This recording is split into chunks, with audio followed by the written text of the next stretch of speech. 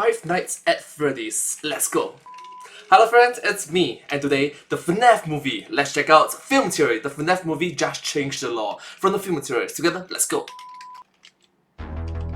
Film Theory.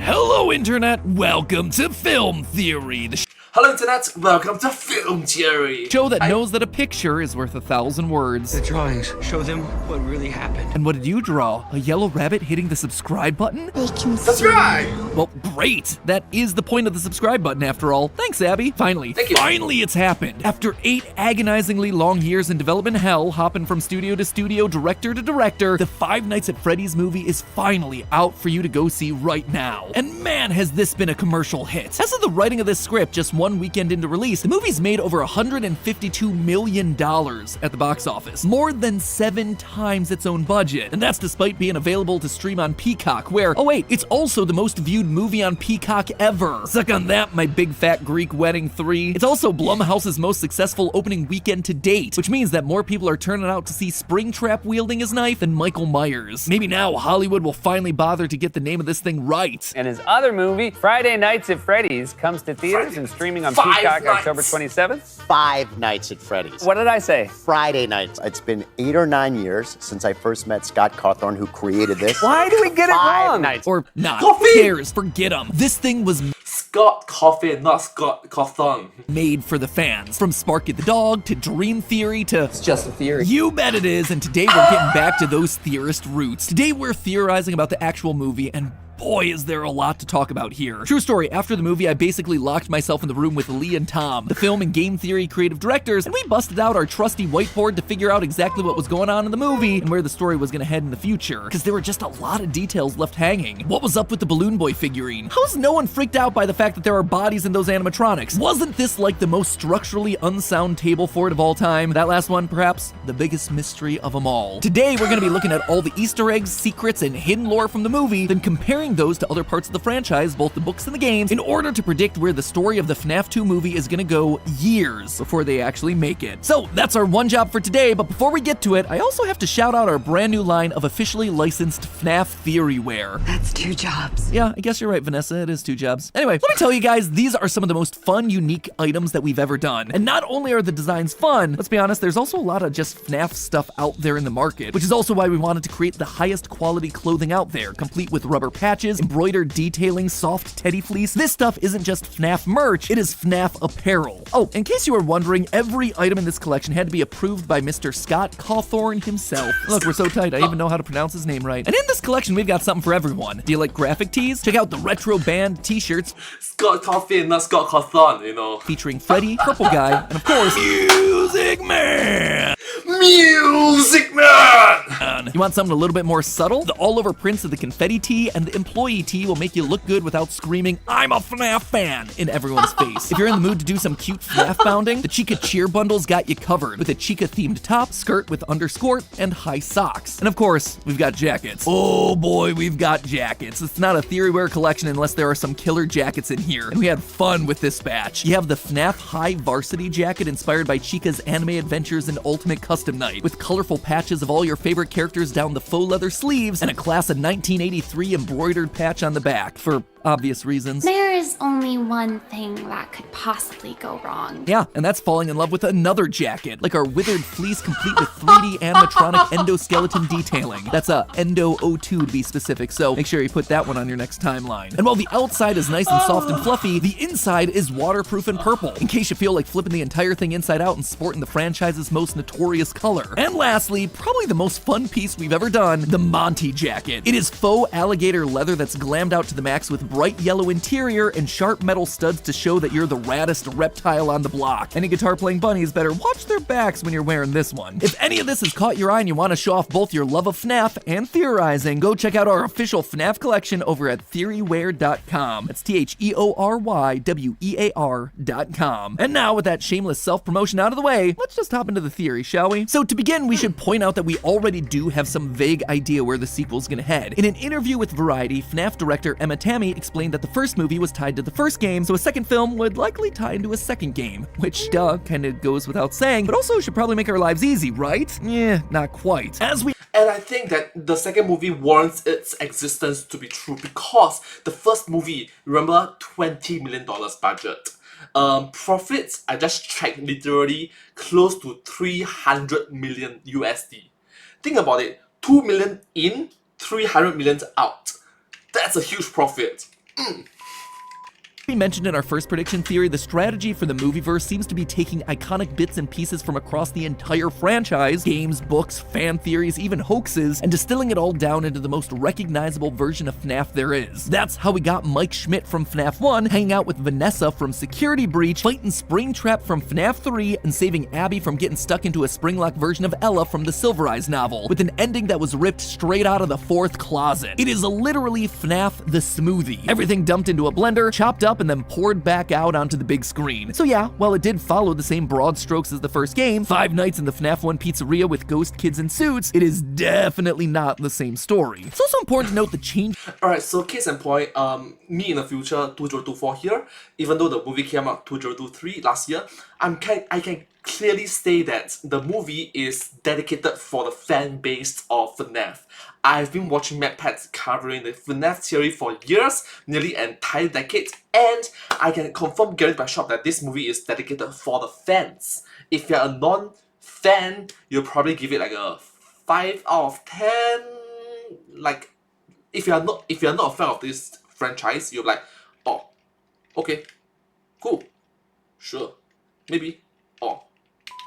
But if you're a fan of it, you are going to give more than 5 out of 10. 5.1, 5.2, 5.3, no, 5.5, 6, 6.5, 7. You get the point. This movie is dedicated for the fans, so thank you so much, Scott Cawthon. I'm joking. Changes to the story that have been added in. One example has to be the time that these movies take place. It's widely accepted that the FNAF 1 video game takes place somewhere around 1993, and yet in this scene from the movie, we see a date on a security camera that reads April 6th, 2000, about 7 years later. Another big example, though we've long theorized that the story of the original FNAF games takes place in Utah, that is not the case in the film. In the film, during the scene where Aunt Jane is confronting Mike at Abby's school, her lawyer hands Mike some family court paperwork. If you pause and read the fine print on the documents, you'll find the URL mncourts.gov, which is the official website for the Minnesota judicial system. Additionally, we can see a phone number with the area code 651, which is connected to the St. Paul area and eastern suburbs of Minnesota. And get this, I kid you not, there's a small town in this area code named Afton. You cannot make that up. Honestly, I wouldn't be surprised if Scott moved the entire movie to Minnesota just for that change alone. Lastly, there's also this decal on Vanessa's police cruiser, GFPD. PD stands for police department. That part's pretty darn obvious, but then what about the GF? Well, honestly, that could stand for any city or township with those same initials, from Girlfriend Police Department. I'm joking.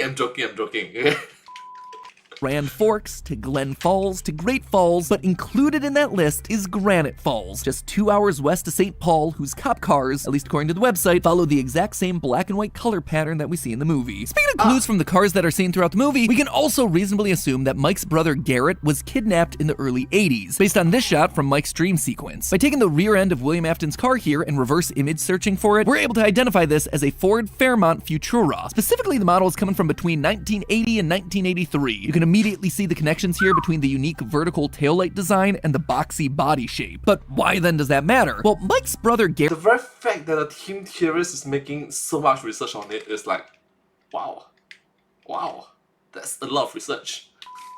Much respect, man, much respect.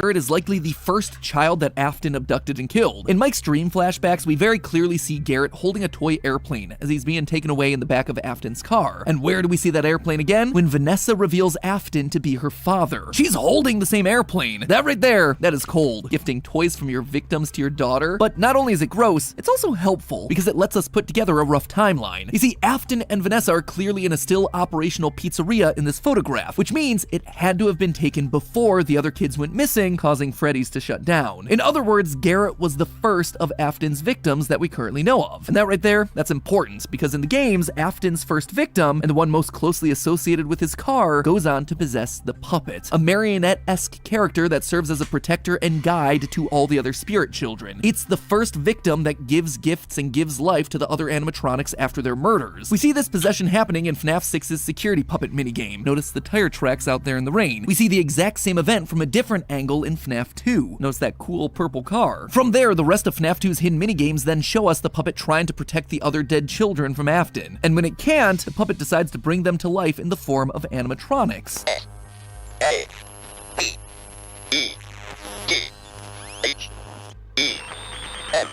Save them.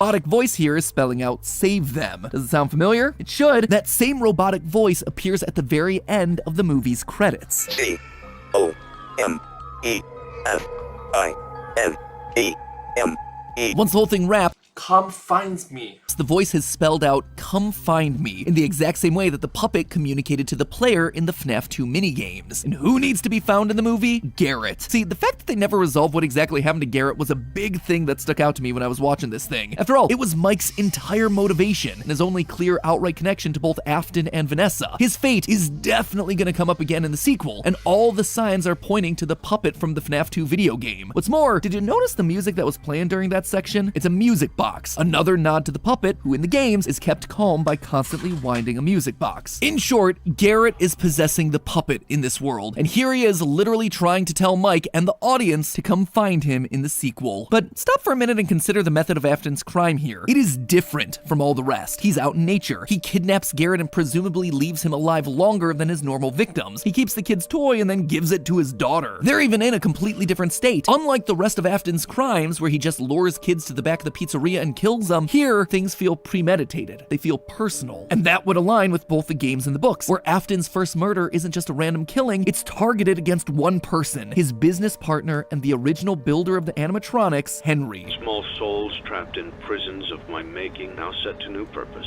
A wound first inflicted on me, but then one that I let bleed out to cause all of this. In fact, in the novel trilogy, Afton does the exact same thing that he does in the movie. He kidnaps Henry's daughter, Charlie, before ultimately killing her. Basically, all signs point to Garrett not just being a random victim, but rather to him being the son of Afton's partner and rival, Henry, the man who helped Afton build all of the animatronics. See, as I was piecing together the details from the movie, I started to notice something. The Afton and Schmidt families from the movie seem awfully close to the family structures from the games, except in reverse. You see, in the game series, we know that Afton has himself 3 children, Michael, Crying Child, and Elizabeth. The oldest son, Michael, plays a prank as a kid which gets his younger brother killed in the iconic Bite of 1983. From there on, Mike becomes obsessed with Bite of 83. atoning for his mistake, eventually becoming a security guard and releasing the spirit of his brother into the afterlife. Then there's Elizabeth, who eventually gets trapped and dies inside a baby, a suit that is increasingly looking to be a spring-lock animatronic. Now let's check out the Schmidt family over in the movie. You have, again, a family of 3, 2 boys and a girl. Mike, the older brother, is a security guard who's obsessed with atoning for the time that he got his younger brother Garrett kidnapped and killed. Then there's Abby, who's nearly trapped and killed inside the Ella suit, a spring-lock animatronic. They literally match 1 for 1. Meanwhile, Afton in the movie seems to have himself only 1 daughter, Vanessa, just like Henry had himself 1 daughter, Charlie, in the games. So if they've switched dynamics, that could make Mike's dad here the representative of Henry Emily from the games. Our mom died a little while back, and Dad, he couldn't handle it, so... They leave Mike's dad's fate vague. To me, looks like it was deliberately done in case they ever wanted to bring Mike's dad back into the story in a role similar to Henry's. But perhaps most interesting of all, if you look in the background of the employee training video, you can see a man who looks very similar to Mike's dad working on the animatronics, just like Henry would have done in the game's canon. This is also as far... Wait, really? Look in the background of the employee training video, you can see a man who looks very similar to Mike's dad working on the animatronics, just like Henry would have done in the game's canon. This is also, as far as I can tell, an uncredited performance, but one look at Mike's dad, this guy from the training video, and the way that Henry's portrayed in places like the character encyclopedia, it shows a visual design connection between the 3 of them. But not only would this connection fit with the established game lore, it would also explain why William Afton recognizes Mike. Early in the movie, we see Afton have a moment of recognition when he reads Mike's last name, Mr. Michael. But according to US Census data, there's around 166,000 people with the last name Schmidt here in the US. So either whether this is just a case of pure movie coincidence, or William recognizes not only the last name Schmidt, but Mike Schmidt specifically in the general age range that his partner's son would be. That's why he's so sure that this is someone from his past. More evidence for this? The fact that William knows that Mike has a brother without it ever being addressed. This is perfect. First I killed your brother, now I killed you. Sure, we can assume the spirit children told him. Little ones tell me you have a sister. Or maybe Vanessa, but that's a bit less satisfying than him just knowing and taking out his vendetta against every member of the Schmidt family. And for those of you saying that Henry's last name is Emily, it might be, but that's never actually been officially confirmed. We've always thought it was a bit bizarre to have as a last name, and let's be honest, it could just as easily be Charlie's middle name, Charlotte Emily Schmidt. But last, let's talk about William. You'll notice that I just pulled the line that indicates that the spirits talk to William throughout this movie, which is a very important detail. In fact, if you notice, they really gave Afton a lot of explicit control over what the spirits are doing here. See, while he seems to understand what was happening in the games, it never seemed like he could outright control the animatronics. In the books, it's a little bit different. He eventually is able to control the animatronics, but not until the last novel of the trilogy. Here, though, he seems to understand all of it from the get-go. They tell him about Abby. He understands the importance of the pictures on the wall. What have you done? And as the spring locks in his suit are going off and he's dying, what does he do? He basically looks directly in the camera, says his catchphrase, I always come back. and puts I always come back. on the Springtrap helmet. Why? What sense would that make? Well, it's a pretty clear indication that this Afton explicitly knows how possession works, and it involves being completely put inside of the suit like this. Putting on that helmet is basically Afton accepting his fate, knowing that he'll be back, able to possess the suit and survive. So right here we have ourselves a smarter Afton who is years further in his understanding of the spiritual world than either the Afton in the games or the books. Which leads me to this, an animatronic buried in the parts and service room of the pizzeria. One that you can't see in the movie, but you can see in the behind-the-scenes footage from Dawko during his tour of the movie set. An animatronic with Thank you, Dako, thank you. rounded human skull, silver eyes, and human teeth. While this could just be background set dressing, I don't think that's the case. If this is truly an Afton who understands the power of agony in granting eternal life, if this is an Afton who has gone so far as to build a Freddy torture chair for extracting remnant from his victims, I'm thinking his experiments with building passable robotic humans has already begun. This isn't So it might actually be a prop for the second FNAF movie.